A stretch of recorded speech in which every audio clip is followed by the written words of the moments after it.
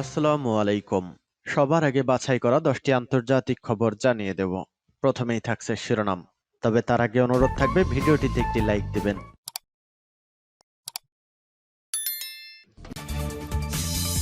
Israel ফিলিস্তিন পুরোদমে যুদ্ধ চলছে, জানিয়ে দেব আমাদের হাতে থাকা সর্বশেষ আপডেট সংবাদ। আলহামদুলিল্লাহ, ইসরায়েলে সরাসরি আঘাত আনলো রকেট। এরপর জানিয়ে দেব গাজায় আরো 3 ইসরায়েলি সেনা নিহত, জেরুজালেমে 6 ইহুদিবাদী আহত। এবং জানিয়ে দিব অবশেষে ফিলিস্তিনের স্বাধীনতা চাই ইহুদিবাদী যুক্তরাষ্ট্র। এবং জানিয়ে দেব ইউক্রেনের প্রতি মার্কিন সমর্থন ফুরিয়ে আসছে বলছে মেদভেদেব। এদিকে বিদ্রোহীদের তুমুল আক্রমণের মুখোমুখি মিয়ানমার জান্তা। সর্বশেষ জানিয়ে দিব পালানোর কোনো জায়গা পাবে না নেতানিয়াহু, বলছে হামাস। শুনছিলেন সংবাদ শিরোনাম, এখন বিস্তারিত। তবে তার আগে অনুরোধ থাকবে ভিডিওটিতে একটি লাইক এবং কমেন্টস করে জানিয়ে দিন এই ভিডিও সম্পর্কে আপনার মূল্যবান মতামত। আর অবশ্যই এই ভিডিওটি আপনার বন্ধুদের মাঝে শেয়ার দিয়ে ছড়িয়ে দিন, আর জানিয়ে দিন আপনি কোন জেলা থেকে বা কোথা থেকে আমাদের সংবাদ শুনছেন এবং দেখছেন। ইসরায়েলে সরাসরি আঘাত আনলো রকেট। দখলদার ইসরায়েলের আশকেলন শহরে সরাসরি একটি রকেট আঘাত এনেছে।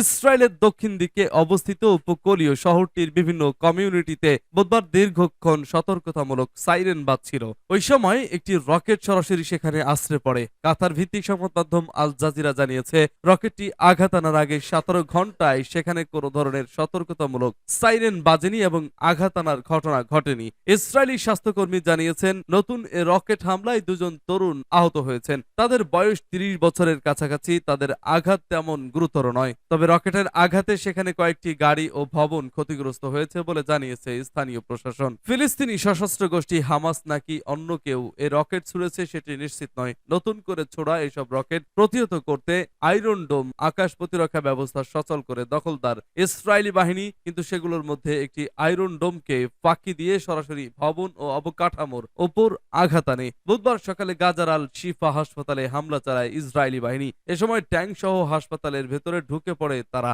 আল শিফায় হামলা চালানোর প্রতিবাদে এ হামলা চালানো হয়েছে বলে ধারণা করা হচ্ছে। এদিকে আল শিফা হাসপাতালের ভেতর অস্ত্র, হামাসের অন্যান্য সরঞ্জামাদি পাওয়ার দাবি করেছে ইসরায়েলি বাহিনী। তবে হামাস জানিয়েছে এসব দাবি পুরোপুরি মিথ্যা এবং এগুলোর কোনো ভিত্তি নেই। সূত্র আল জাজিরা। গাজায় আরো 3 ইসরায়েলি সেনা নিহত, জেরুজালেমে 6 ইহুদিবাদী আহত। গাজায় প্রতিরোধ সংগ্রামীদের হামলায় আরো 3 ইসরায়েলি সেনা নিহত হয়েছে। এরই মধ্যে ইসরায়েলি বাহিনীর 202তম ব্যাটালিয়নের একটি কোম্পানির ডেপুটি কমান্ডার রয়েছে, তার নাম ক্যাপ্টেন শ্লোমো বেন নুন। এ নিয়ে গাজায় স্থল অভিযানে এ পর্যন্ত 51 জন ইসরায়েলি সেনা নিহত হলো বলে ইসরায়েলের সেনাবাহিনী আজ আনুষ্ঠানিকভাবে জানিয়েছে। তবে ফিলিস্তিনিদের হামাস বলেছে, ইসরায়েল তাদের সেনাবাহিনীর ক্ষয়ক্ষতির সঠিক পরিসংখ্যান প্রকাশ করছে না। তাদের ঘোষিত সংখ্যার চেয়ে অনেক বেশি ইসরায়েলি সেনার প্রাণহানি ঘটেছে বলে হামাস দাবি করেছে। ইসরায়েলের সেনাবাহিনী আজ বলেছে, উত্তর গাজায় গত রাতভর সংঘর্ষে 202তম ব্যাটালিয়নের 22 বছর বয়সী ক্যাপ্টেন শ্লোমো বেন নুন প্রাণ হারিয়েছে। এছাড়াও উত্তর গাজায় ফিলিস্তিনি সংগ্রামীদের হামলায় আরো 2 ইসরায়েলি সেনা মারাত্মকভাবে আহত হয়েছে বলে জানিয়েছে তেল আবিব। তাদের অবস্থা আশঙ্কাজনক, তবে হাসপাতালে তাদেরকে বাঁচিয়ে রাখার চেষ্টা চলছে। এছাড়া গাজায় আরো 2 ইসরায়েলি সেনা নিহত হওয়ার কথা স্বীকার করেছে দখলদার বাহিনী। নিহত সেনাদের নাম ক্যাপ্টেন আসাফ মাস্টার এবং ক্যাপ্টেন ক্যাফির ইস্তাক ফ্রাঙ্কো। এই 2 কর্মকর্তা সাজোয়া কোরের 401তম ব্রিগেডে দায়িত্ব পালন করছিল। এদিকে দক্ষিণ জেরুজালেম বা দক্ষিণ বাইতুল মোকাদ্দেসে ফিলিস্তিনিদের হামলায় 6 ইহুদিবাদী ইসরায়েলি আহত হয়েছে বলে টাইমস অফ ইসরায়েল পত্রিকা জানিয়েছে। একজনের অবস্থা গুরুতর। সূত্র পার্টস টুডে। অবশেষে ফিলিস্তিনের স্বাধীনতা চায় যুক্তরাষ্ট্র। গাজায় ইসরায়েলি বাহিনীর হামলার তীব্রতা এতটাই বেড়েছে, শেষ পর্যন্ত চরম মিত্র হিসেবে পরিচিত আমেরিকাও বাধ্য হচ্ছে এর লাগাম টানার আহ্বান জানাতে। অবরুদ্ধ গাজা উপত্যকা দখলের ইসরায়েলি স্বপ্নের পরিণতি নিয়ে নেতানিয়াহু সরকারকে বারবার সতর্ক করছেন মার্কিন প্রেসিডেন্ট জো বাইডেন। আসন্ন বিপদ থেকে বাঁচতে সমাধানও বাতলে দিয়েছেন নিজ তাগিদেই। জানিয়েছেন চলমান যুদ্ধ বন্ধের একমাত্র উপায় বুধবার বুধবার এক সংবাদ সম্মেলনে বাইডেন জানান, ইসরায়েলি প্রধানমন্ত্রী নেতানিয়াহুকে তিনি স্পষ্ট জানিয়ে দিয়েছেন যে গাজা দখল করা হতে পারে ইসরায়েলের জন্য সবচেয়ে বড় ভুল।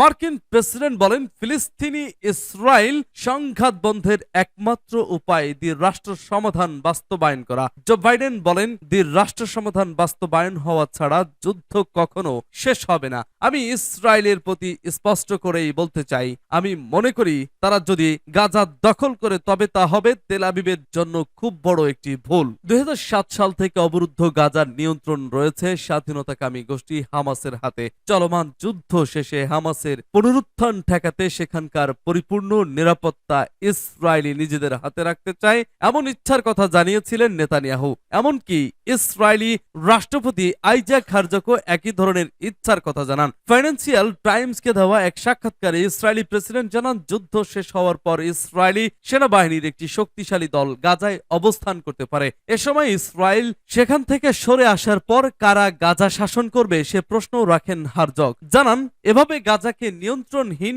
অবস্থায় রেখে যাবে না ইসরায়েল, তবে এ ধরনের ইচ্ছা দেশটির জন্য বিপদ ডেকে আনবে বলে সতর্ক করেছেন মার্কিন প্রেসিডেন্ট। এদিকে গাজায় মানবিক বিরতি এবং আরো বেশি মানবিক করিডর গঠন বিষয়ক একটি প্রস্তাব জাতিসংঘের নিরাপত্তা পরিষদে গৃহীত হয়েছে। বুধবার প্রস্তাবটি উত্থাপন করে মাল্টা। ওই প্রস্তাবে ভোট দেওয়া থেকে বিরত ছিল যুক্তরাজ্য ও রাশিয়া। গৃহীত এ প্রস্তাবের নিন্দা জানিয়েছে ইসরায়েল বলছে তারা এ প্রস্তাব মানবে না। দেশটির দাবি, গাজায় মানবিক পরিস্থিতির উন্নয়নে ইসরায়েল এমনিতেই সাধ্যমতো সবকিছু করছে।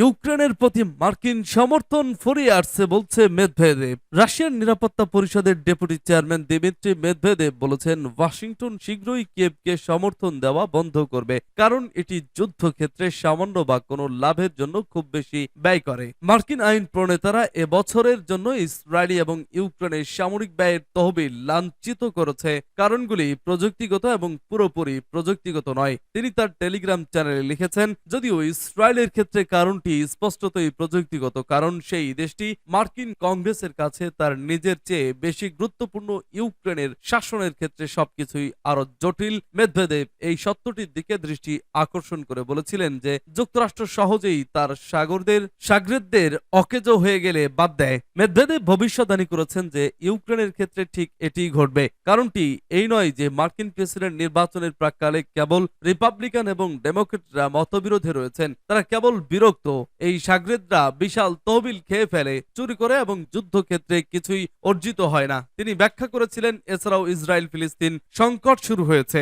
সংক্ষেপে বলতে গেলে শিথিল হওয়া এই বখাটেদের সমর্থন তার অনিবার্য সমাপ্তির কাছাকাছি। সূত্রতাস।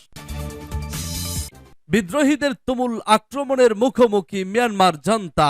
মিয়ানমারের সামরিক সরকার স্বীকার করেছে তারা জান্তা বিরোধী বাহিনীর ভারী আক্রমণের সম্মুখীন হয়েছে। বিদ্রোহীরা গত অক্টোবর মাসের শেষে সম্মিলিত আক্রমণ শুরু করেছিল। তারা দাবি করেছে সীমান্ত এলাকার বেশ কয়েকটি শহর এবং বেশ কয়েকটি সামরিক পোস্টের নিয়ন্ত্রণ নিয়েছে। সামরিক সরকারের একজন মুখপাত্র জাওমিন তুন বলেছেন, উত্তরে শান রাজ্য, পূর্বে কায়াহ রাজ্য এবং পশ্চিমে রাখাইন রাজ্য সেনারা সশস্ত্র বিদ্রোহী সেনাদের প্রবল আক্রমণের মুখে পড়েছে।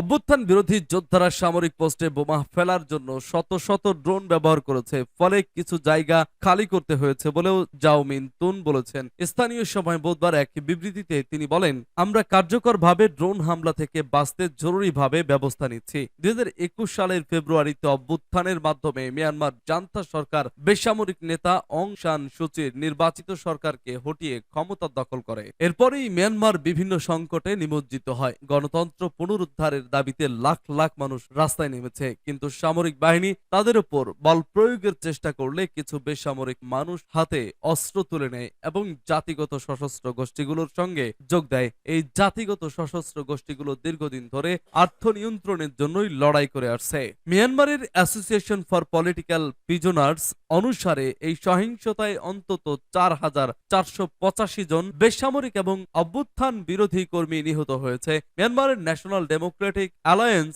আর্মি ও তায়াং ন্যাশনাল লিবারেশন আর্মির একটি গ্রুপ 3 ব্রাদারহুড অ্যালায়েন্স এর অধীনে 27 অক্টোবর চীনের সীমান্তের কাছে শান রাজ্যে নতুন করে আক্রমণ শুরু করে। তাদের লক্ষ্য হলো অত্যাচারী সামরিক এক নায়কতন্ত্র নির্মূল করা। যুদ্ধটি পশ্চিম রাখাইন ও চীন রাজ্য সহ বাংলাদেশ ও ভারতের সীমান্তবর্তী অন্যান্য অঞ্চলে ছড়িয়ে পড়েছে। জাতিসংঘের মতে যুদ্ধের ফলে 2 লাখেরও বেশি মানুষ বাস্তুচ্যুত হয়েছে এবং শিশু সহ অন্তত 75 জন বেসামরিক লোক নিহত হয়েছে। পালানোর কোনো জায়গা পাবে না হামাস, বলছে নেতানিয়াহু। পালানোর জায়গা পাবে না হামাস। গাজায় এমন কোনো স্থান নেই যেখানে পৌঁছাতে পারবে না ইহুদি সেনারা। বুধবার এই হুঁশিয়ারি দিলেন ইসরায়েলি প্রধানমন্ত্রী বেনিয়ামিন নেতানিয়াহু। এক প্রতিবেদনে সংবাদ সংস্থা রয়টার্স এ খবর জানায়। প্রতিবেদনে বলা হয়, হামাসের কাছ থেকে জিম্মি ইসরায়েলি ও বিদেশি নাগরিকদের উদ্ধার ইস্যুতে অনেকটা কঠোর অবস্থানে রয়েছে ইসরায়েল। ইসরায়েলি প্রধানমন্ত্রী বেনিয়ামিন নেতানিয়াহু বলেন, হামাস বলেছিল গাজায় প্রবেশ করতে পারবে না আইডিএফ। আমরা পৌঁছে গেছি। বলেছিল আল শিফায় যেতে পারবো না, সেখানেও ঢুকেছি। নেতানিয়াহু আরো বলেন, একটা সহজ সাধারণ কথা হলো লুকানোর বা আশ্রয় নেওয়ার কোনো জায়গা পাবে না হামাস। আমাদের অভিযানের লক্ষ্য দুটি, হামাসকে ধ্বংস করা আর জিম্মিদের উদ্ধার করা।